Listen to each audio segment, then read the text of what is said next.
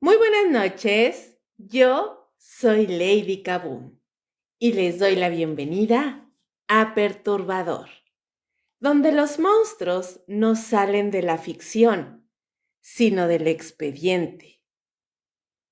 Aquí el horror es real y tiene nombre. Hoy, en la hora macabra, Charles Manson, el profeta del caos. Comenzamos.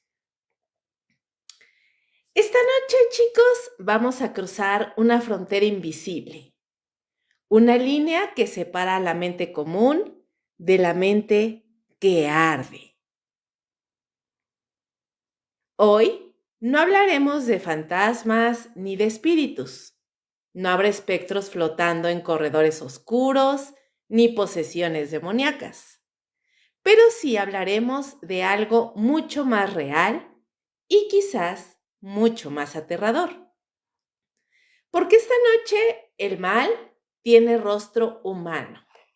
Y lo más perturbador de todo es que ese rostro sonreía. Déjame preguntarte algo. ¿Qué pasaría si un solo hombre, sin empuñar un arma, sin ensuciarse las manos, pudiera provocar una masacre? ¿Qué tan frágil es tu voluntad frente al poder de una voz? ¿Hasta dónde podría empujarte alguien si logra convencerte de que lo imposible es necesario? Vivimos creyendo que nuestros pensamientos son nuestros, que nuestras decisiones, nuestras creencias, nuestros límites nos pertenecen.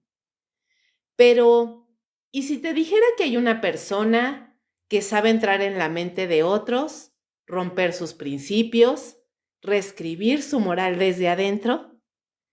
¿Y si te dijera que una de esas personas existió y que aún después de muerto su influencia sigue viva?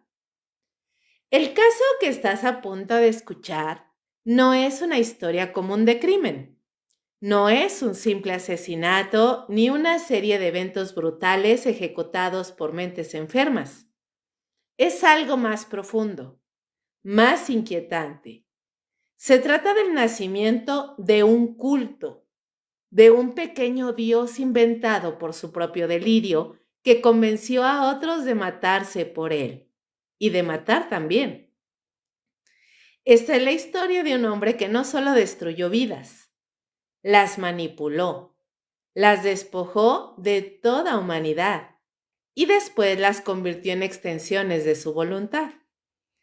No es fácil hablar de él. Su nombre ha sido repetido hasta el cansancio. Su rostro reproducido una y otra vez en camisetas, documentales, videoclips y tatuajes. Para muchos es una especie de ícono pop, para otros un monstruo real. Pero lo cierto es que su historia está muy lejos de ser una simple anécdota criminal. Porque entender a Charles Manson es mirar el abismo y reconocer con temor que el abismo podría hablarnos. Esta emisión no está pensada para la comodidad de los oyentes. No habrá redención, no habrá justicia suficiente. Solo hechos, solo horror. Solo la incómoda sensación de que esto pudo habernos pasado a cualquiera de nosotros. Durante los próximos minutos vamos a desenterrar la historia completa, desde sus orígenes más miserables hasta la formación de su secta, desde las primeras palabras que susurró a una joven confundida hasta los asesinatos que estremecieron a todo un país. Hablaremos de drogas, de manipulación, de ideas que nacieron en la cárcel y que terminaron en la escena del crimen. Vamos a conocer a sus seguidores. Vamos a escucharlos a través de sus propias palabras. Y sí, también vamos a escucharlo a él, a Charles Manson, con su voz quebrada, inquietante, impredecible. Con esa mirada perdida que podría helarte la sangre o hacerte arrodillar. Pero no adelantemos más. Solo te advierto algo. A partir de este momento, estás entrando a un territorio donde el horror no depende de apariciones ni leyendas. Aquí, el miedo toma forma en ideas, y esas ideas matan. Si crees que tu mente es fuerte, quédate. Si crees que nunca podría ser manipulado, escucha hasta el final. Y si alguna vez pensaste que el mal tiene una forma reconocible, prepárate para dudarlo. Comenzamos. Esto es Perturbador. Y esta es la historia de Charles Manson.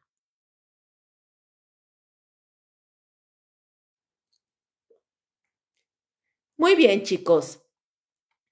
Para entender al monstruo, hay que observar al niño que fue.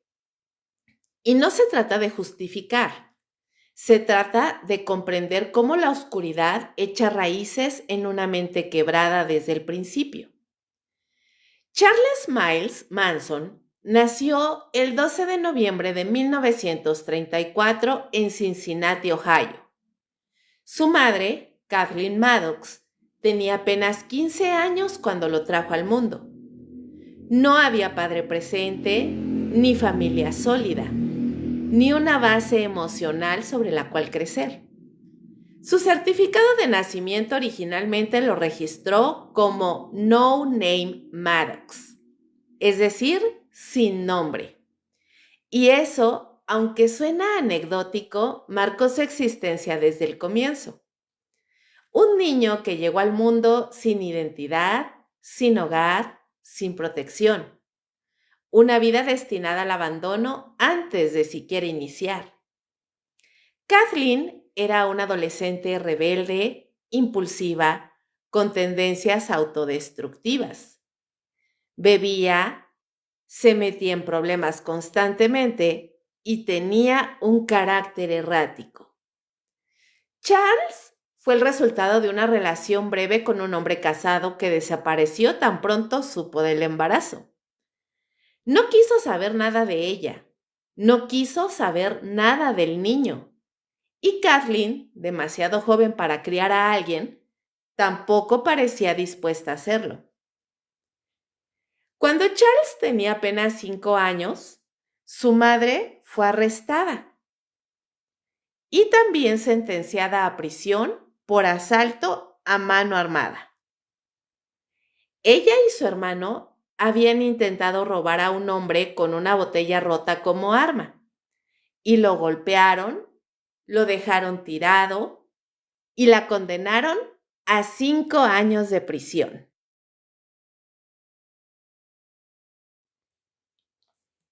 Y Charles fue enviado con unos familiares que apenas conocía. Lejos de cualquier figura de afecto, el niño se convirtió en un ser silencioso, retraído, con arranques de rabia y un odio creciente hacia el mundo. Años después, cuando su madre fue liberada y lo recuperó, Charles ya no era un niño normal. Pero eso no importaba. Kathleen volvió a beber, volvió a salir con hombres desconocidos, volvió a huir de la realidad. Y Charles volvió a ser un estorbo. No hubo hogar estable, viajaban constantemente, cambiaban de lugar como quien cambia de camisa. Pasaban por pensiones, casas prestadas, moteles baratos. A veces robaban comida para sobrevivir. A veces mendigaban. Otras veces simplemente desaparecían de la vista de todos. La figura paterna fue siempre una ausencia amarga. Nunca hubo un modelo, nunca una guía, solo sombras, solo abandono. Cuando Charles tenía apenas 9 años, su historial delictivo ya comenzaba.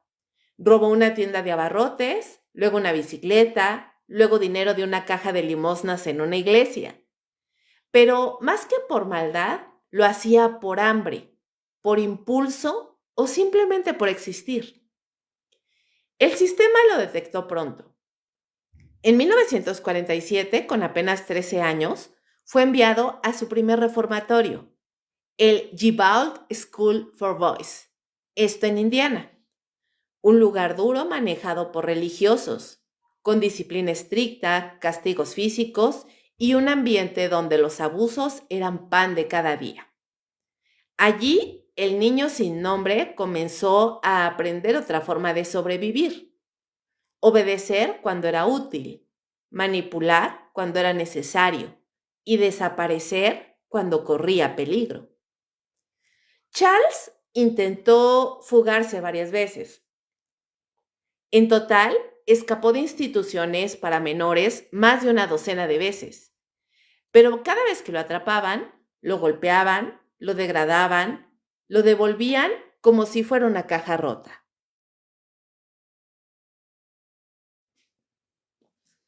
No había psicólogos, no había contención emocional, no había redención, solo castigo.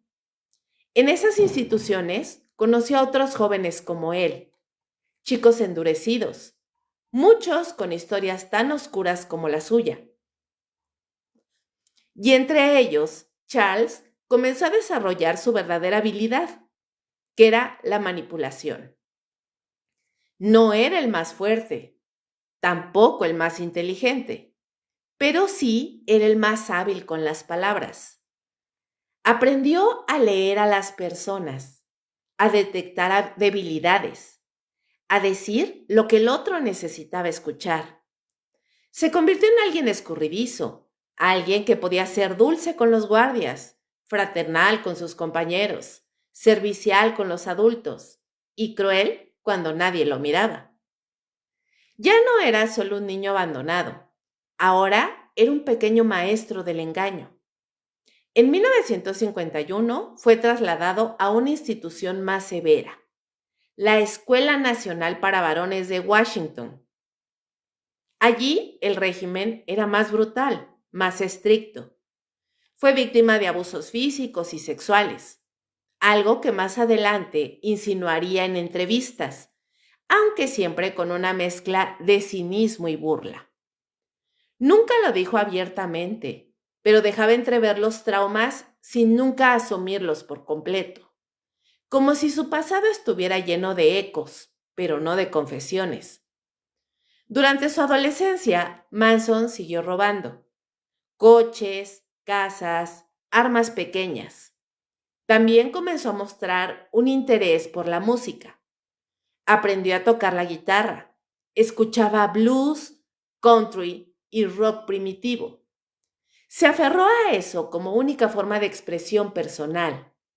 Soñaba con ser cantante, con ser famoso. Incluso entonces, su obsesión con ser visto, con tener una audiencia, empezaba a florecer. Pero su vida ya estaba marcada. A los 17 años volvió a ser arrestado, esta vez por cruzar líneas estatales en un coche robado. Fue enviado a la prisión federal de Chillicothe y allí ocurrió algo inesperado. Por primera vez en su vida, Manson encontró cierta estabilidad. Aprendió a leer mejor, estudió derecho penal básico, incluso participó en algunos programas de reinserción. Pero más importante aún, aprendió el lenguaje de los manipuladores adultos. Observó a violadores, asesinos, mafiosos y entendió que el verdadero poder no estaba en la fuerza, sino en el control. Cuando salió, no volvió regenerado. Salió más peligroso, más astuto, más decidido a encontrar un lugar donde él pudiera reinar, aunque fuera en un basurero.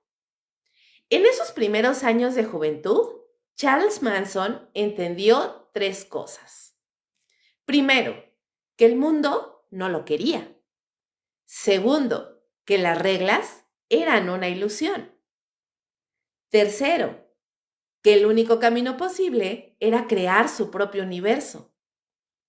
Un universo donde él dictara las normas, donde él fuera el Dios. Y los demás simples instrumentos para su voluntad. La infancia de Manson no lo convirtió en asesino, pero lo dejó sin raíces. Y un hombre sin raíces puede convertirse en cualquier cosa, especialmente en un profeta del caos. Cuando Charles Manson fue encarcelado por primera vez, no era el monstruo que conmocionaría al mundo.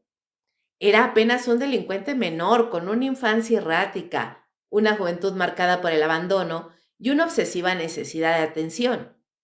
Pero fue en prisión, en ese caldo denso de almas perdidas, resentidas y hambrientas de sentido, donde comenzó a gestarse la figura del Mesías oscuro que luego lideraría una de las sectas más siniestras de la historia moderna. En sus múltiples reclusiones entre 1951 y 1967, Manson desarrolló lo que él mismo consideraba una universidad criminal. Aprendió a leer y escribir mejor. Devoró libros sobre manipulación, filosofía oriental, hipnosis, control mental y retórica persuasiva. En la prisión entendí cómo funciona el mundo, diría en una entrevista décadas más tarde. Ahí aprendí a mirar a las personas por dentro, a encontrar su herida, su debilidad, su grieta y soplar sobre ella. Una de sus obsesiones más tempranas fue el poder de la palabra. Manson entendía que la voz, si se usaba con cadencia y seguridad, era una herramienta para romper voluntades. Comenzó a practicar con los reclusos, hablándoles por horas, repitiendo frases hasta instalar ideas en su mente. Nadie notaba cuando comenzaba a obedecerle. Manson afinaba su discurso hasta que parecía poesía para los oídos desesperados. Fue también en prisión donde conoció a miembros de la Iglesia de la Cienciología. Aunque nunca se afilió formalmente, estudió sus principios con atención casi religiosa. Le fascinaba la idea de que el sufrimiento humano podía ser explotado como una vía de control. Se interesó también por la música, especialmente por el rock psicodélico y el poder que tenía para penetrar el subconsciente de las masas. Se convenció de que las canciones podían ser oraciones, los versos podían ser comandos y los discos sermones camuflados. Pero hubo una sustancia que lo transformó profundamente, el LSD. Fuera de prisión, Manson lo incorporaría como parte de sus rituales de manipulación, pero fue desde dentro donde empezó a comprender su potencial. Leía sobre el ácido lisérgico como otros leen las escrituras, con devoción. El LSD, pensaba, disolvía el ego de las personas, permitiéndole insertar nuevas realidades en sus mentes vacías. Bajo su efecto podía convertirse en cualquier cosa: padre, guía, profeta o Dios. Al salir finalmente en libertad en 1967, Charles Manson ya no era simplemente un exconvicto. Era una figura construida desde la cárcel, como si hubiese estado esculpiéndose a sí mismo a través del dolor y la construcción. Y le faltaba solo un elemento: un mensaje apocalíptico. En los meses que siguieron a su liberación, Manson empezó a predicar una mezcla de ideas raciales, espirituales y mesiánicas. Hablaba de una guerra inminente entre blancos y negros a la que llamó Helter Skelter, inspirándose en la canción de los Beatles. Según él, los afroamericanos se alzarían y destruirían el sistema blanco, pero serían incapaces de gobernarse y entonces acudirían a él, Charles, como guía y redentor. Este delirio de grandeza no surgió de la nada. Manson combinaba pasajes de la Biblia con letras de canciones. Mezclaba experiencias con LSD, con ideas de supremacía blanca y creencias esotéricas sobre el fin del mundo. Sus seguidores lo escuchaban durante horas, extasiados, mientras él hablaba con los ojos encendidos, asegurando que todo es una ilusión, que el mundo estaba a punto de cambiar, que solo aquellos que lo siguieran serían salvados.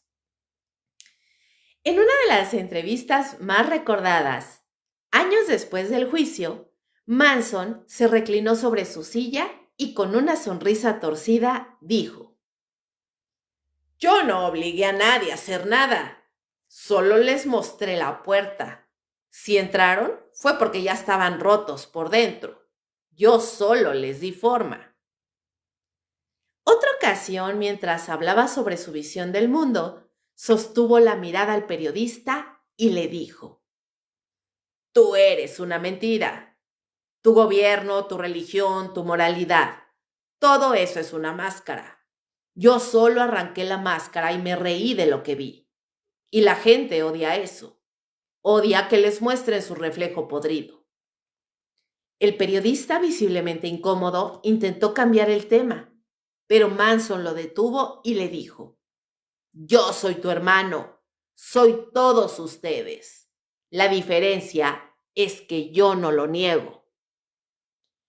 A sus seguidores, Manson se les aparecía como una figura crística y caótica. Despreciaba el dinero, vivía en comunas improvisadas, hablaba con los animales, bailaba con los niños, pero también podía tornarse cruel, despiadado e impredecible. Esa ambivalencia de luz y oscuridad era precisamente lo que lo volvía irresistible para quienes habían sido abandonados por la sociedad.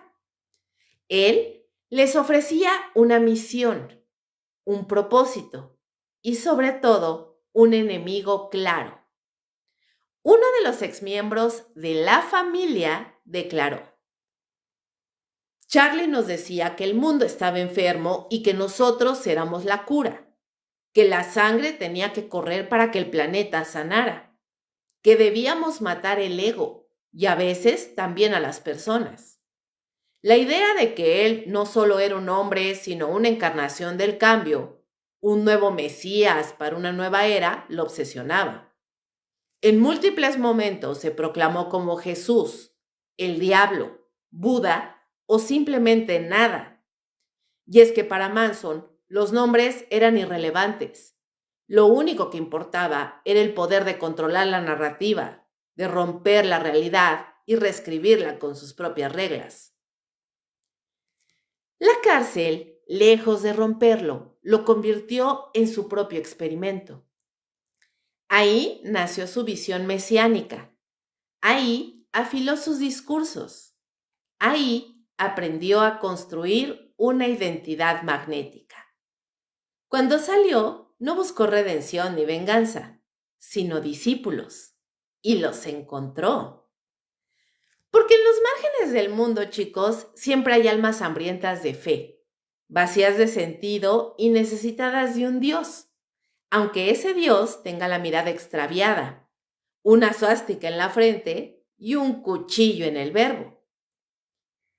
Y bueno, chicos, sé que este personaje es bastante famoso, por no decir el más famoso de los criminales.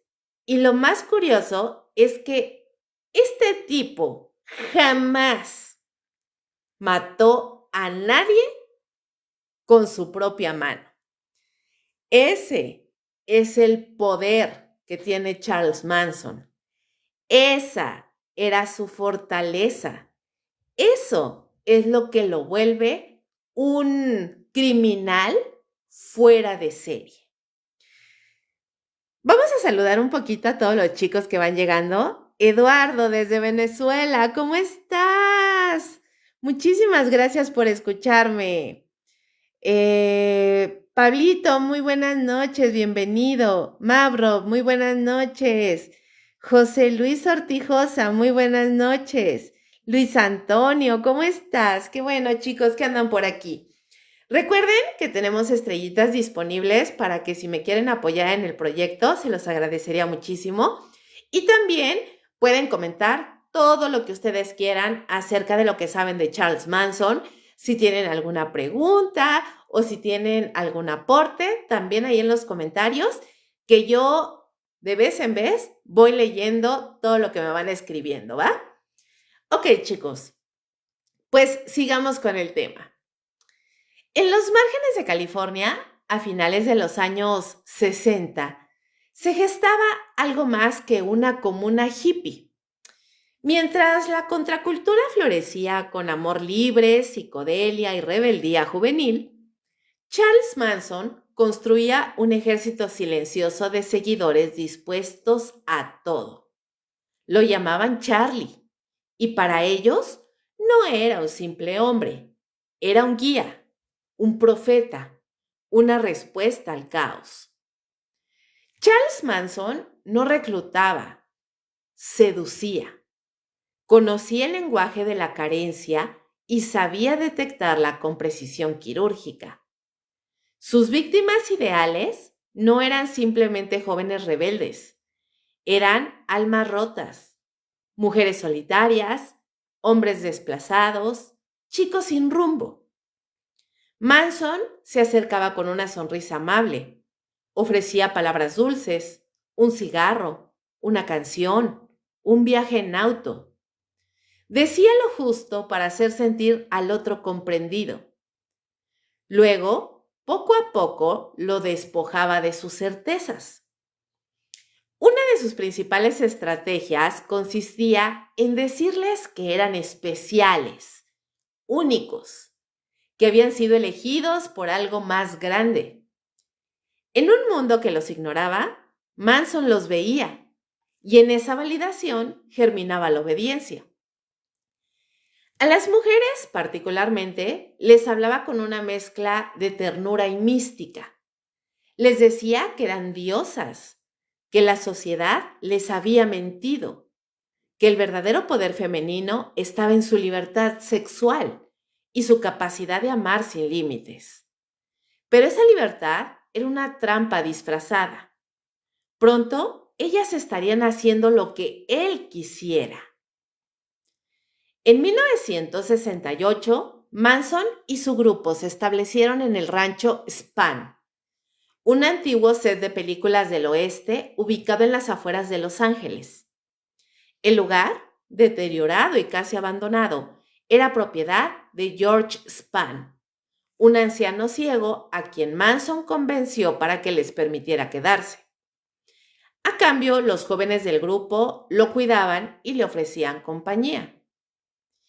Allí, alejados de la civilización, Manson instauró su microcosmos.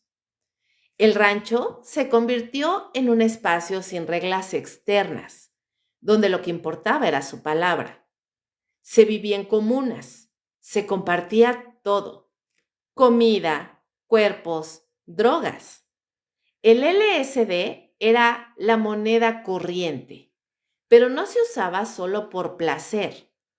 Manson lo administraba estratégicamente para disolver la voluntad individual y reforzar su influencia. Durante los viajes con LSD, él hablaba sin parar, insertando mensajes mesiánicos, ideas sobre el apocalipsis racial, sobre la necesidad de morir para renacer. Los miembros lo escuchaban extasiados, convencidos de que estaban ascendiendo a un conocimiento superior. Las orgías, por supuesto, eran comunes, pero no espontáneas. Eran rituales. La sumisión sexual era parte de la estructura de poder. Nadie cuestionaba nada.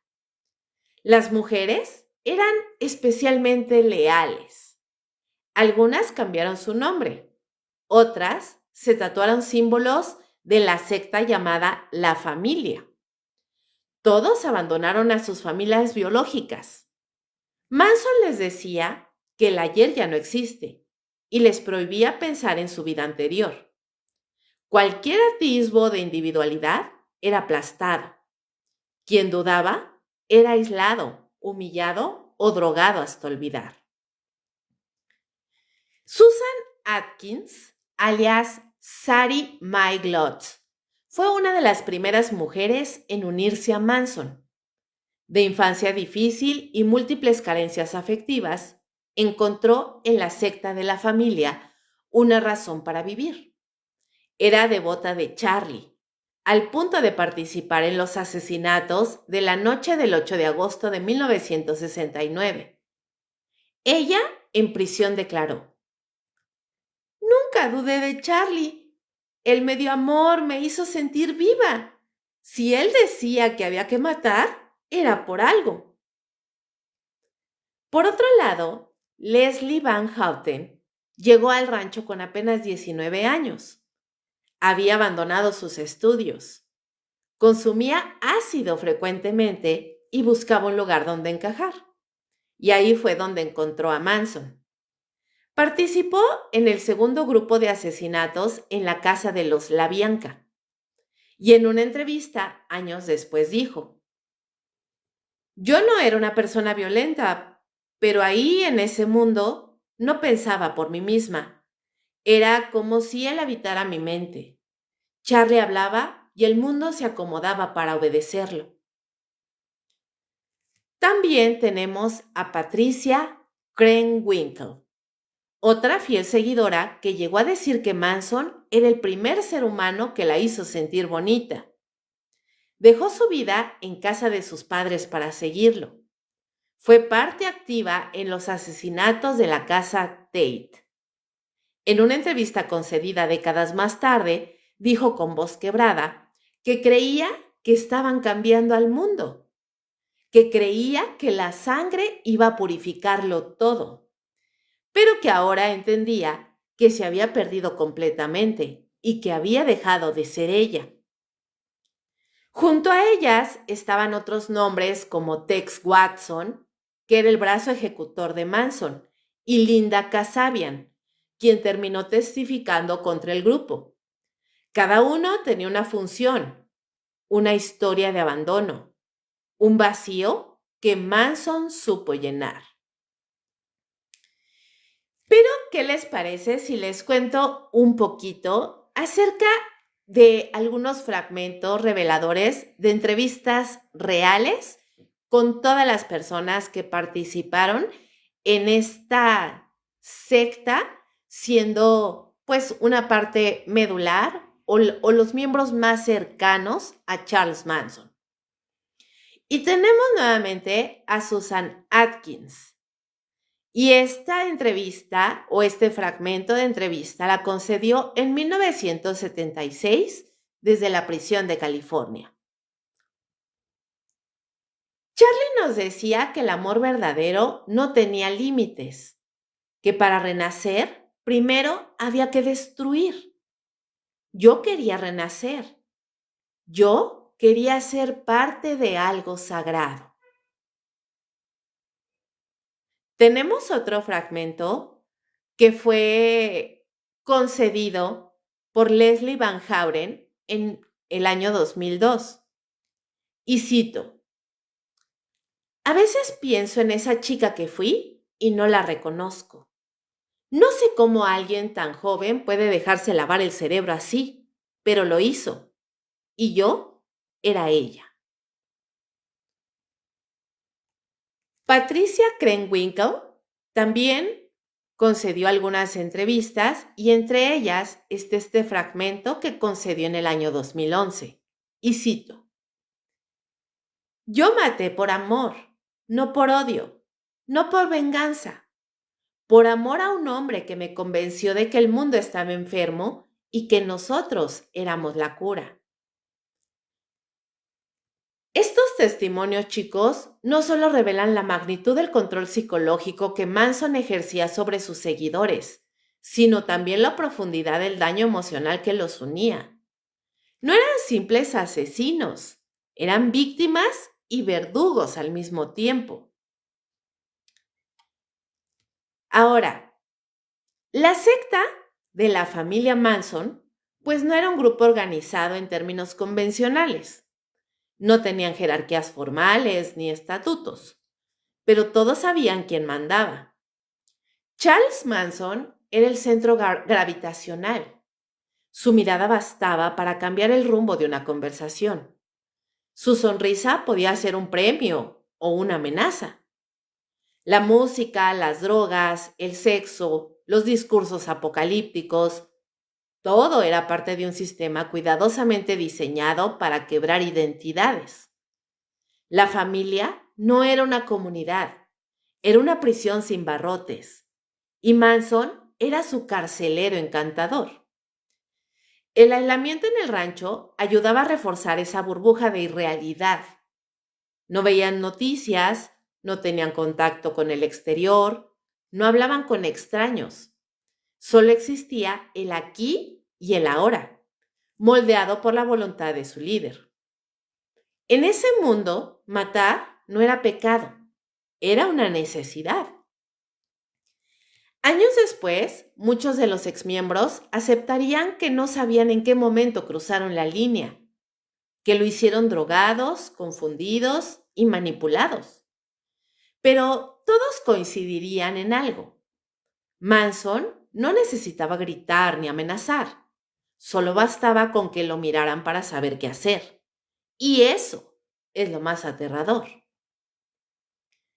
A finales de la década de 1960, mientras la cultura pop parecía vibrar con mensajes de amor, paz y revolución pacífica, Charles Manson gestaba una visión radical y apocalíptica que llevaría a su familia a cometer crímenes que estremecerían al mundo. Esta visión, conocida como Helter Skelter, no era solo un delirio mesiánico, era una filosofía de la destrucción que justificaba la violencia extrema con un medio para acelerar la llegada de un nuevo orden. Helter Skelter era el nombre que Manson tomó de una canción de los Beatles, un tema enérgico y caótico que en el mundo real hablaba de diversión y desorden pasajero. Para Manson, sin embargo, la canción se transformó en una profecía de guerra racial inminente y de cataclismo social. Según su interpretación, Estados Unidos estaba a punto de explotar en una guerra apocalíptica entre blancos y negros. Esta guerra no solo sería inevitable, sino necesaria. Manson predicaba que esta guerra causaría el colapso total de la civilización blanca. Los afroamericanos, según él, se alzarían y tomarían el control, pero no estarían preparados para gobernar, por lo que acudirían a Manson y su grupo para que los guiaran. Él mismo se veía como un mesías, una figura salvadora que emergía de las cenizas del caos. Esta visión distorsionada mezclaba ideas racistas, místicas y apocalípticas con referencias constantes a la Biblia, particularmente al libro del Apocalipsis. Para Manson, el mundo tal como se conocía debía terminar para que algo nuevo y purificado pudiera surgir. La destrucción era, por tanto, el camino hacia la salvación.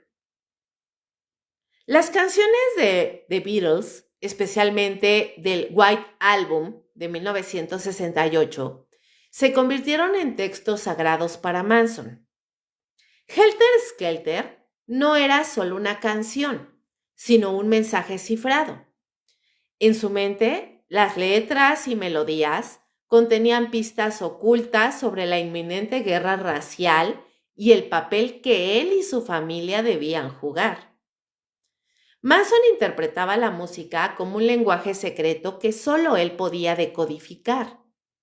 Decía que los Beatles hablaban directamente con él, enviándole mensajes a través de sus discos. Cada canción tenía un significado oculto, cada ritmo una orden o una advertencia. En especial, Manson veía en la canción Helter Skelter el símbolo de la caída de la sociedad blanca y el caos que debía preceder a un nuevo orden mundial. Esta interpretación, pues, era completamente ajena al significado original de la canción, pero fue poderosa para manipular a sus seguidores. Para Manson, la violencia pues no era un acto aleatorio o un producto de la locura. Era una herramienta indispensable para provocar el cambio. Convenció a sus seguidores de que debían iniciar Helter Skelter a través del terror, el caos y la sangre. Solo así, pensaba, se aceleraría la llegada del apocalipsis y, con él, su propia ascensión. La familia se convenció de que sus acciones tenían un propósito superior. Las masacres cometidas en la noche del 8 al 9 de agosto de 1969 en las casas de Sharon Tate y los Bianca no fueron simples asesinatos. Fueron mensajes rituales de fuego y destrucción para encender la chispa de la guerra.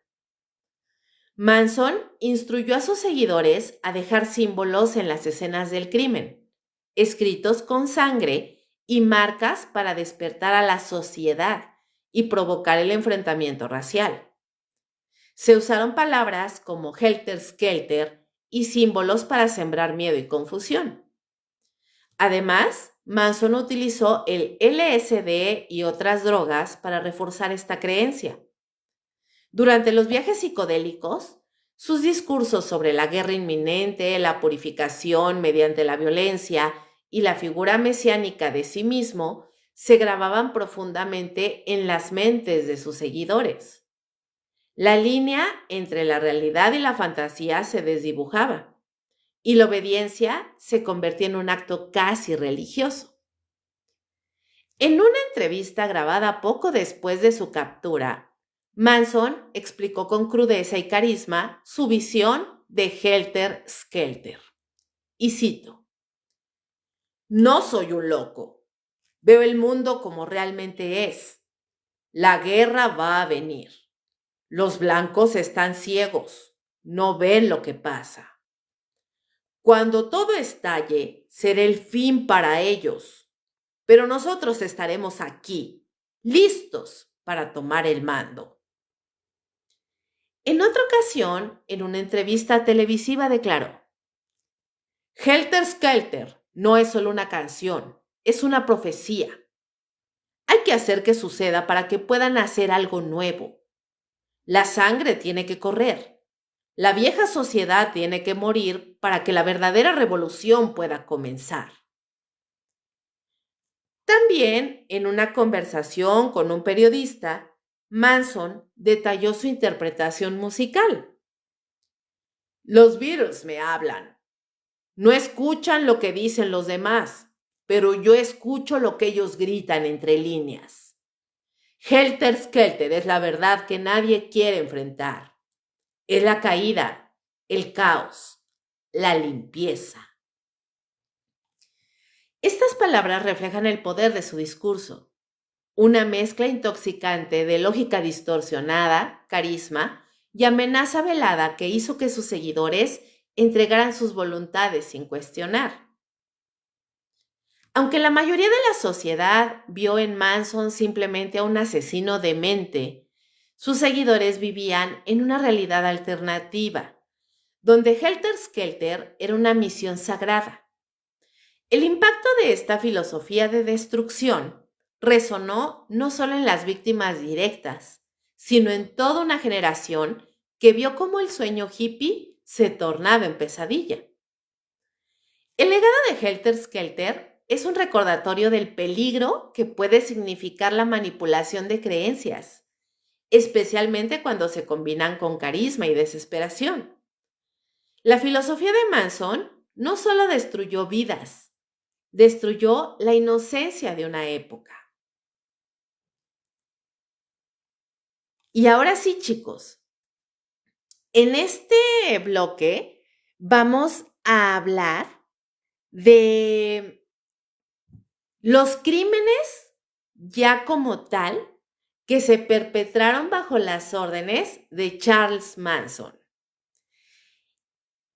Esta es la historia de las masacres de agosto de 1969. En la calidez sofocante del verano de 1969, mientras el mundo seguía celebrando los ideales de paz y amor, un oscuro capítulo se escribía en las sombras de Los Ángeles. 2 noches separadas por apenas 24 horas que marcaron el punto de quiebre para la familia Manson y para el miedo colectivo de una nación. Las masacres de agosto de 1969 no solo conmocionaron a Hollywood, alteraron para siempre la percepción de la contracultura y revelaron la brutal cara de una secta obsesionada con la destrucción. La noche en la casa de Sharon Tate, 8 de agosto de 1969. Era la madrugada del 9 de agosto cuando la familia Manson, liderada por Ted Watson, irrumpió en la mansión de la actriz Sharon Tate y su esposo Roman Polanski.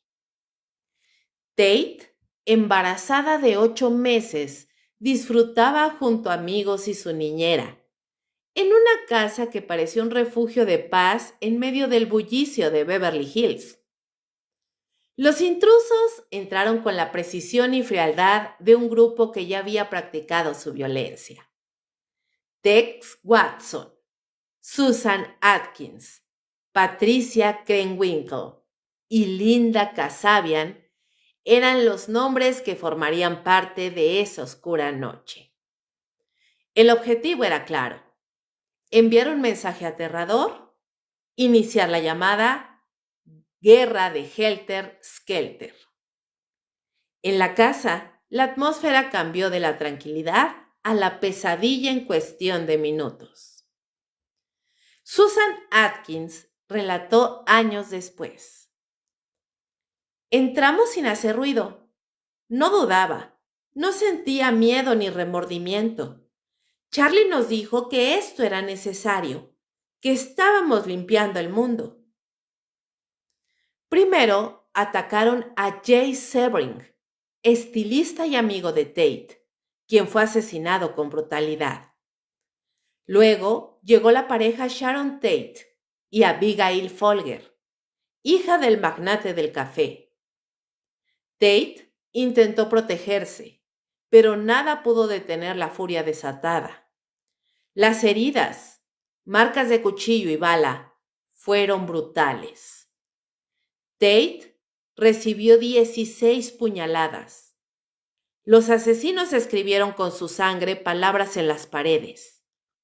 Un macabro recordatorio de su mensaje: pig, cerdo, palabra que luego repetirían en otras escenas. El silencio y la sangre se apoderaron de la casa.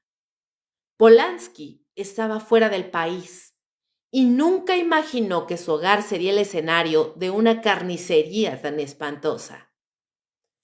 Linda Kasabian, quien esa noche actuó más como observadora que ejecutora, declararía posteriormente: sentí miedo, mucho miedo. No podía creer lo que estábamos haciendo, pero Tex y Susan estaban decididos. No había vuelta atrás.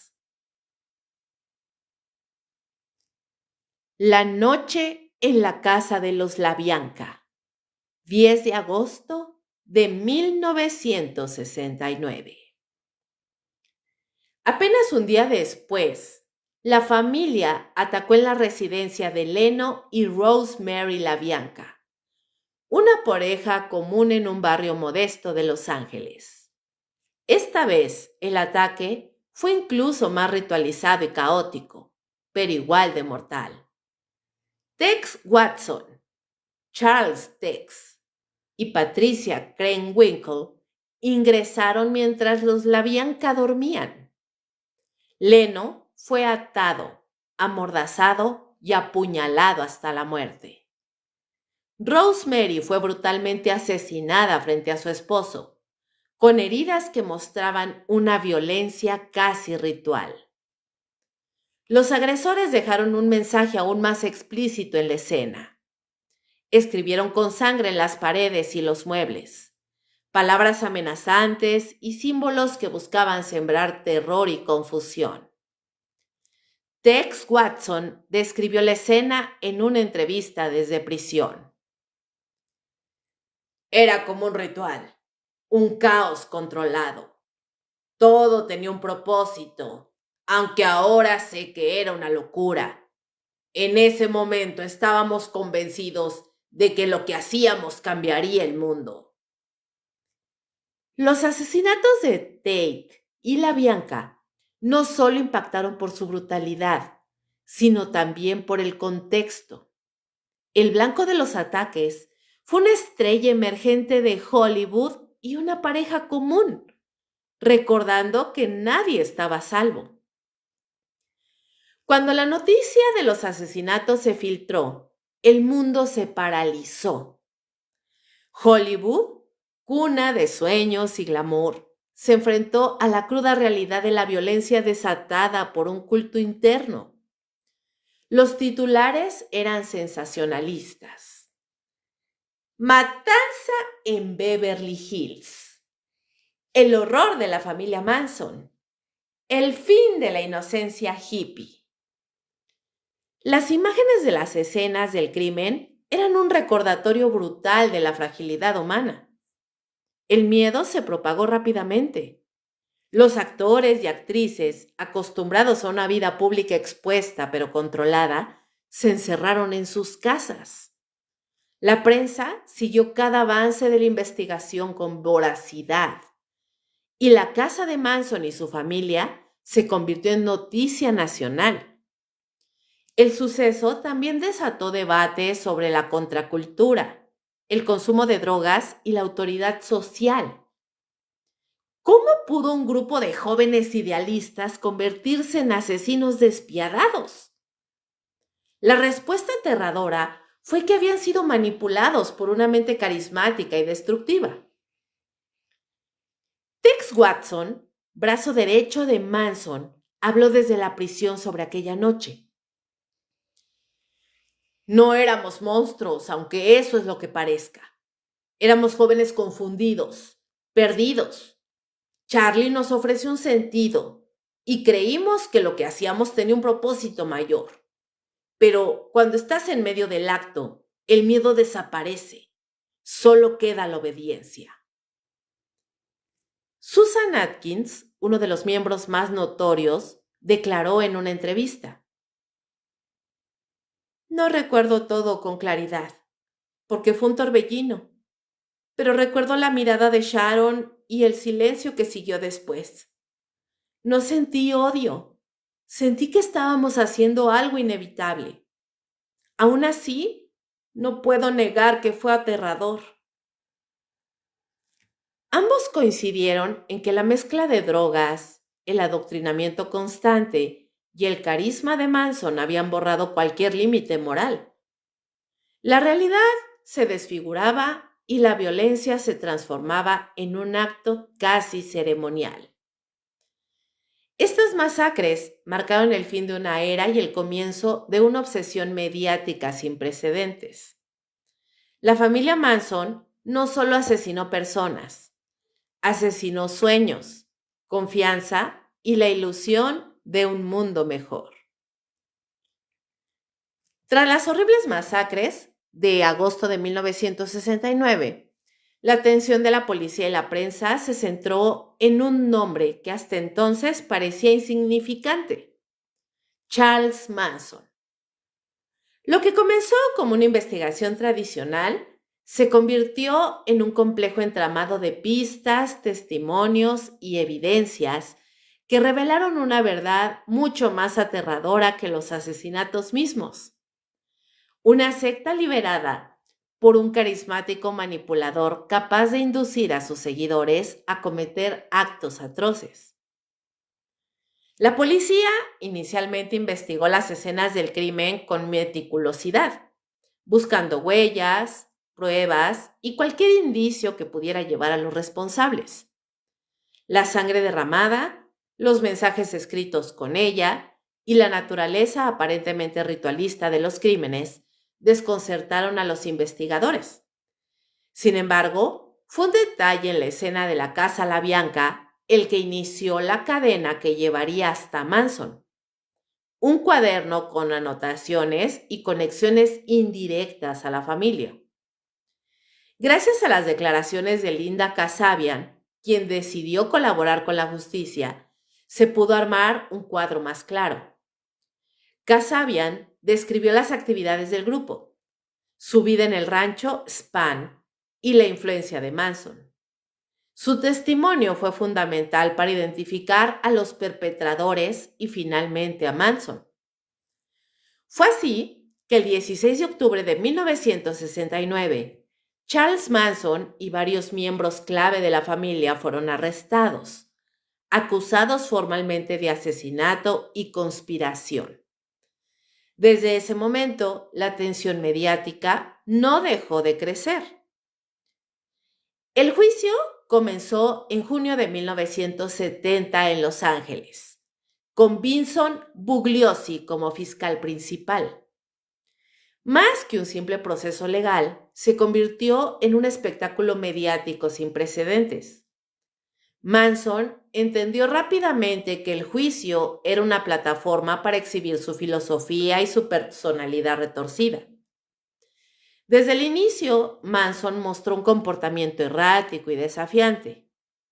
A menudo interrumpía el proceso, lanzaba insultos y se mofaba del tribunal. Su apariencia era impactante: pelo largo y desordenado, rostro inexpresivo y mirada penetrante que pareció observar más allá de la sala. Uno de sus símbolos distintivos durante el juicio fue el tatuaje que se hizo en la frente mientras estaba en prisión. Una suástica que, a final de cuentas, es una imagen que provocó conmoción y reforzó su imagen de villano absoluto. Además, Manson usaba un collar con dientes humanos, elementos que contribuían a su aura siniestra. Vincent Bugliosi no solo enfrentó el reto de probar la culpabilidad de Manson en una serie de asesinatos brutales, sino también de demostrar cómo, aunque Manson no hubiera apretado el gatillo, era el cerebro detrás de todo. Su estrategia fue clara: presentar a Manson como el manipulador absoluto, el titiritero que con palabras y psicología perversa indujo a sus seguidores a matar. Para ello, Bugliosi utilizó los testimonios de exmiembros de la familia, el testimonio de Linda Kasabian y evidencias forenses. Bugliosi explicó ante el jurado que Manson era culpable de conspiración por asesinato, que su control sobre la familia era tan absoluto que sus órdenes eran obedecidas sin cuestionamientos, incluso cuando implicaban homicidio. Esta narrativa fue crucial para obtener condenas, ya que Manson nunca admitió directamente haber matado a nadie. Durante el proceso, Manson pronunció frases que se volvieron infames, reflejando su mente perturbada y su capacidad para jugar con la moral y la lógica. Yo no he matado a nadie. Yo solo les di la puerta. Si entraron fue porque ya estaban rotos por dentro. Soy la libertad, soy la rebeldía, soy la verdad que asusta. Si el mundo va a arder, que arda conmigo.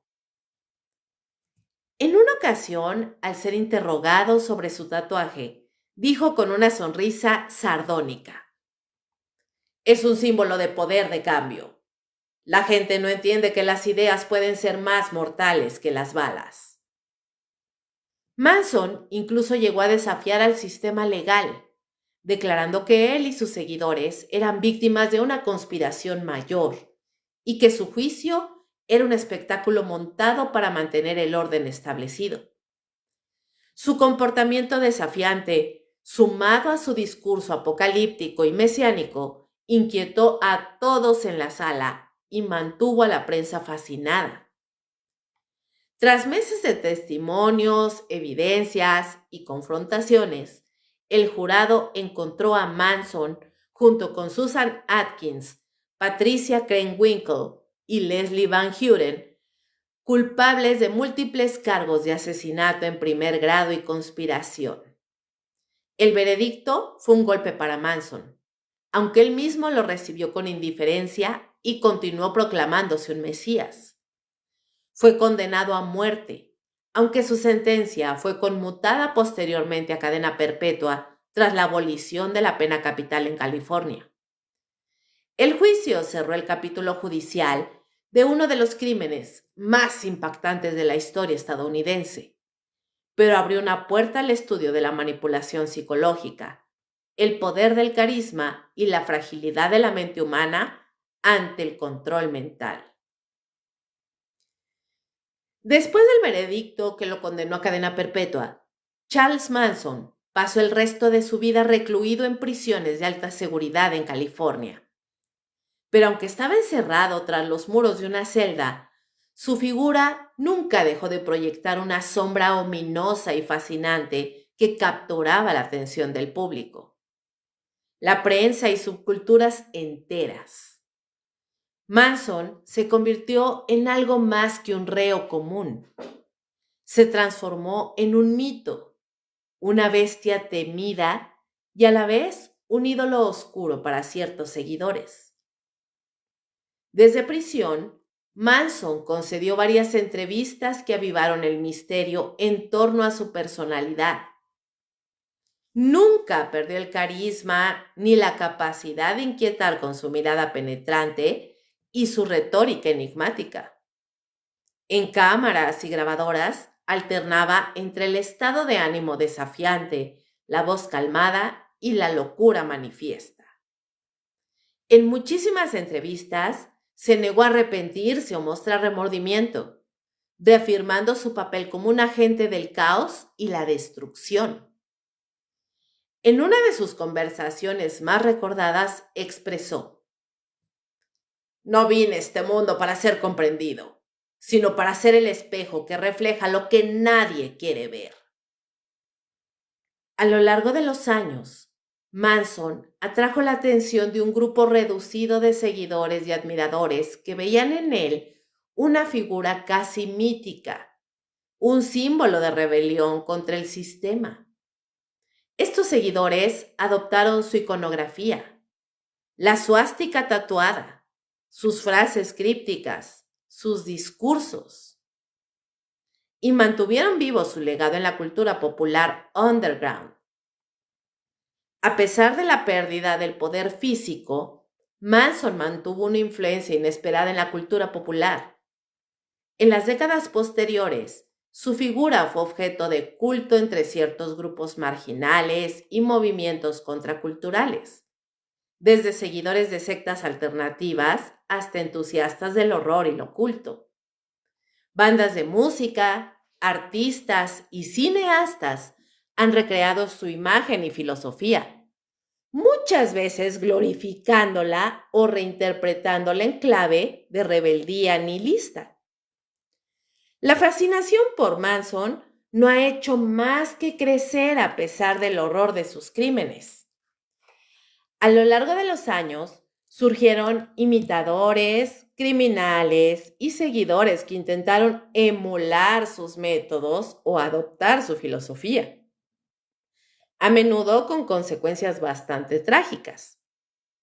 El efecto Manson se convirtió en un fenómeno sociológico que analiza cómo el carisma y el mensaje radical pueden contagiar mentes vulnerables.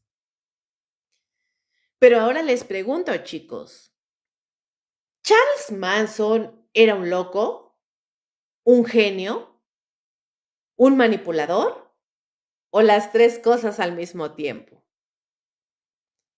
La figura de Manson ha sido objeto de interminables debates en el mundo académico y popular. Para algunos, era un loco con delirios apocalípticos, un hombre quebrado por sus delirios, por su vida de abandono y drogas.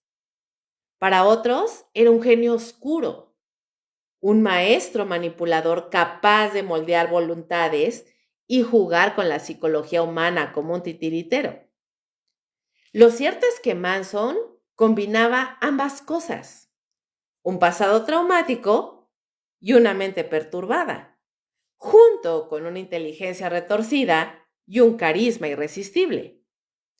Su capacidad para detectar vulnerabilidades, explotar emociones y construir una narrativa poderosa lo convirtieron en un líder peligroso y magnético. En una entrevista televisiva de los años 80, Manson declaró: "No soy el monstruo que todos quieren pintar. Soy solo un espejo de la sociedad, y lo que ven en mí es lo que no se atreven a mirar en sí mismos". En otra ocasión, ante un periodista que lo confrontaba, dijo: "La gente busca respuestas fáciles, pero la verdad es un laberinto. Yo soy solo un camino en ese laberinto, no la salida". En una entrevista final, poco antes de su muerte, Manson expresó: "La muerte me hará libre, pero mientras tanto seguiré siendo la sombra que acecha sus mentes.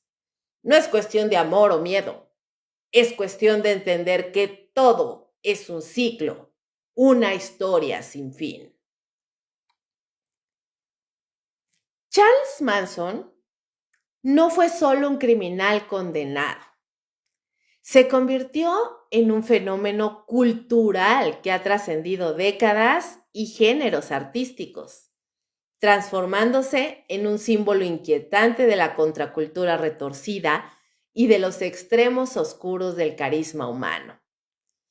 Su figura ha sido objeto de fascinación, temor y explotación mediática, dejando una huella imborrable en la cultura popular y en la psique colectiva. En los años 60, la contracultura americana representaba un movimiento de liberación, de cuestionamiento al orden establecido, una búsqueda de paz, amor y libertad. Sin embargo, Manson encarnó el lado perverso y oscuro de esa misma revolución. Su familia parecía una comuna hippie más, pero en su seno se gestaba el odio, la violencia y la manipulación extrema. Manson se convirtió en la encarnación de ese doble filo, el idealismo convertido en pesadilla, la rebelión transformada en terror. Su figura simbolizó cómo el sueño hippie podía deformarse en una pesadilla cuando la libertad se mezclaba con la desesperación y la búsqueda de poder absoluto. Esta dualidad es parte de su legado, un recordatorio de que las ideas, por muy nobles que parezcan, pueden ser retorcidas y explotadas para fines oscuros. El aura de Manson ha inspirado a generaciones de creadores en múltiples disciplinas artísticas. En el cine, directores como Quentin Tarantino han explotado libremente su impacto, con películas como Once Upon a Time in Hollywood, que reviven y reinterpretan la época y los eventos asociados a la familia Manson. En la música, varias bandas han hecho referencia directa o indirecta a Manson y su filosofía. Artistas de géneros tan variados como el rock, metal y punk han utilizado su imagen para transmitir mensajes de rebeldía, oscuridad o advertencia. Desde Marilyn Manson, quien adoptó su nombre artístico inspirado en la contraposición entre Charles Manson y Marilyn Monroe, hasta bandas como Guns N' Roses, el legado musical está salpicado con ecos del mito de Manson. En la literatura, tanto la ficción como la no ficción han explorado su historia desde distintas perspectivas, como un estudio psicológico, como crónica social o como advertencia moral. Libros, ensayos y artículos han analizado su impacto desde la manipulación mental hasta la influencia cultural, convirtiéndolo en un referente obligado para entender los extremos del fanatismo. La prensa y los medios de comunicación jugaron un papel crucial en la construcción del mito de Manson. Desde el juicio, el caso fue seguido con un fervor casi morboso. Titulares sensacionalistas, portadas impactantes y cobertura constante mantuvieron viva la imagen del demonio que manipulaba a jóvenes perdidos. Esta obsesión mediática convirtió a Manson en una figura que trascendió su propio crimen. Su rostro, sus frases y símbolos fueron reproducidos sin cesar en un fenómeno de explotación comercial y cultural que despertó tanto rechazo como fascinación. La explotación de su imagen también levantó cuestionamientos éticos. ¿Hasta qué punto era responsable la prensa de perpetuar el horror? ¿Se estaba creando un ícono peligroso? Bueno, pues estas preguntas siguen vigentes en el análisis de cómo los medios manejan figuras criminales. Lo que hace a Charles Manson una figura tan fascinante no es solo la brutalidad de sus crímenes, sino la compleja combinación de carisma personal, locura y habilidad para manipular a otros. Manson era ante todo un maestro del control psicológico, capaz de moldear la voluntad de individuos vulnerables y convertirlos en instrumentos de su violencia. Su historia es un estudio sobre cómo el miedo colectivo y la fascinación pueden alimentar a una figura oscura hasta convertirla en un ícono. En tiempos de incertidumbre social, el carisma puede volverse un arma poderosa, capaz de dividir sociedades y provocar daños irreparables. El legado macabro de Manson nos recuerda que el poder no siempre reside en la fuerza física o en las armas, sino en la capacidad para influir, para sembrar ideas y emociones en la mente de otros. Es una advertencia sobre la fragilidad humana y la importancia de la vigilancia social ante líderes carismáticos que prometen redención a costa de destrucción. Y chicos, al concluir este recorrido por la historia de Charles Manson, pues no podemos evitar sentir una mezcla inquietante de asombro y miedo. Hemos explorado la construcción de un Mesías oscuro, la formación de una secta que devino en violencia extrema, y el juicio que expuso la complejidad de su mente y la devastación de sus actos. Pero más allá de los hechos, queda la reflexión sobre lo que realmente representa Manson para nuestra sociedad y para cada uno de nosotros. Charles Manson no fue simplemente un criminal ni un loco aislado. Fue el producto y el reflejo de un tiempo convulso. Un hombre que supo aprovechar las grietas sociales y personales para sembrar destrucción. Desde sus años en prisión, donde fue moldeando su ideología, hasta la creación de la familia y la ejecución de sus macabros planes, Manson encarnó un fenómeno que va más allá del crimen. Una advertencia sobre el poder de la manipulación y el peligro de las creencias extremas. Las masacres de agosto de 1969 fueron la manifestación brutal de una filosofía distorsionada y perversa.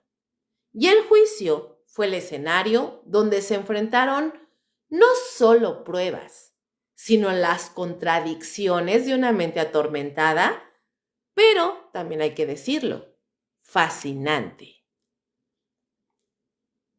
Lo que hizo de Manson una figura tan temible no fue solo la violencia física, sino su habilidad para usar el miedo como instrumento de control.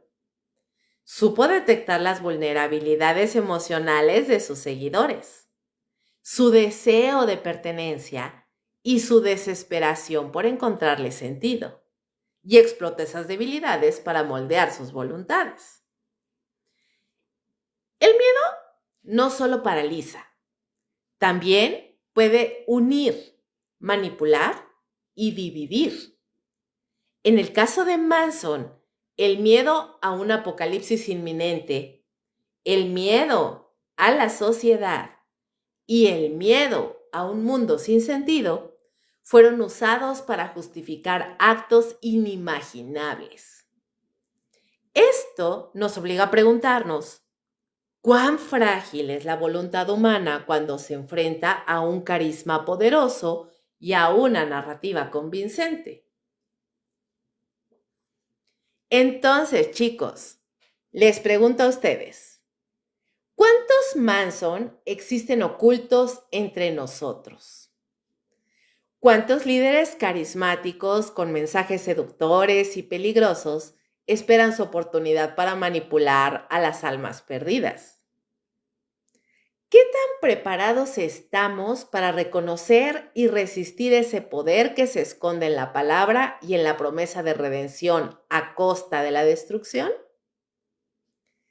Estas preguntas no son simples ejercicios de curiosidad. Son desafíos que la sociedad debe asumir para evitar repetir los errores del pasado. Porque al final, no es solo un hombre el que se convierte en monstruo, sino la suma de factores sociales, emocionales y culturales que permiten que ese monstruo emerja. Y con esto, mis amores, cerramos nuestro episodio de hoy. Pero la historia no termina aquí, porque en el próximo programa exploraremos otro rincón oscuro. Ya saben, puede ser de la mente humana, rituales olvidados o la influencia de cultos en la historia moderna. ¿Están listos para adentrarse en ese abismo? Espero que sí. Así que chicos, los invito a seguir el hilo del terror y lo inexplicable mañana a las 10 en punto de la noche, hora de México, en la hora macabra. Ya saben, en vivo por Facebook Live. También les recuerdo que este y todos los capítulos de la hora macabra y perturbador están disponibles en mi canal de YouTube y en Spotify, donde me pueden encontrar como Kaboom Podcast. Síganme y forman parte de esta comunidad siniestra. Y claro, si quieren escuchar leyendas y cuentos cortos de terror, curiosidades y cosas asombrosas, entren a mi canal de WhatsApp. Gracias por acompañarme en esta emisión de Perturbador. Muy buenas noches y como siempre les deseo dulces pesadillas.